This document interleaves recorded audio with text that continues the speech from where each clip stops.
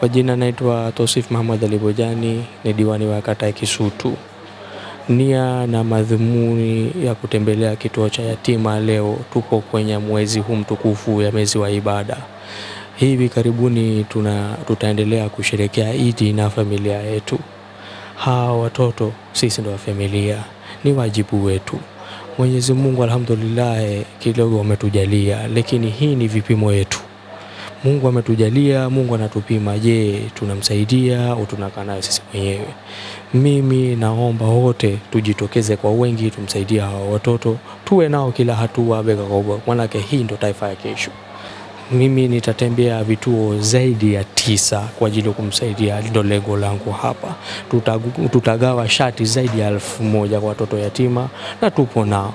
Na kuenda mbele pia hii ndio hatua ya kwanza, bado tuna ratiba nyingi na programu nyingi za kugawa mashati na vitu mbalimbali kwa ajili ya watoto hawa, kwa sababu hawa ndio taifa la kesho.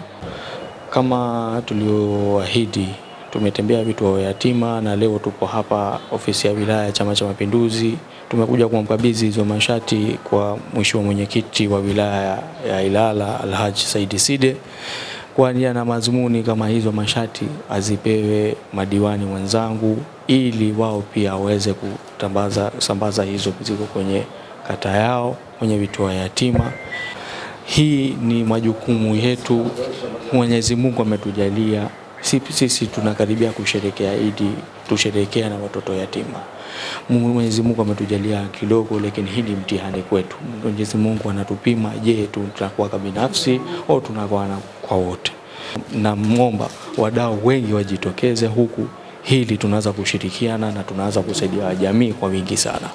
Kwa mimi kwa niaba ya kamati ya siasa na mashauri ya wilaya, nipongeze ndugu Bojani na mwenzake hapa alikuwa mbele yetu kwa moyo wao mkubwa, moyo wa imani, wa kuona kwamba kile wanachokipata huko tuwape wale ambao wana mahitaji. Ni jambo kubwa sana, ikitilia maanani kwamba mwezi huu ni mwezi mtukufu wa Ramadhani, lakini pia tuko kwa Kwaresma na kuna vituo vingi vya watoto yatima na wajane ambako wana mahitaji, wanaishi katika mazingira magumu. Kwa hiyo msaada huu tunaamini utakwenda kuwasaidia, na hususan tutakwenda kwenye sikukuu za Pasaka na Idi, kwa wenzetu nao wanaenjoy, wanafurahia sikukuu sawa sawa na watu wengine. Kwa hiyo tunashukuru sana. Watu wanaishi kwenye mazingira magumu wako wengi sana. Wito wangu kwenu, wito wangu kwangu, kwa wenzetu wote waige mfano wa ndugu Bojani na mwenzake. Hawakuwa binafsi, hawakuwa wachoyo, wakaona walichopata wagaie wenzie. Na mimi kwenye kata yangu ya Msongola ninacho kituo cha watoto yatima.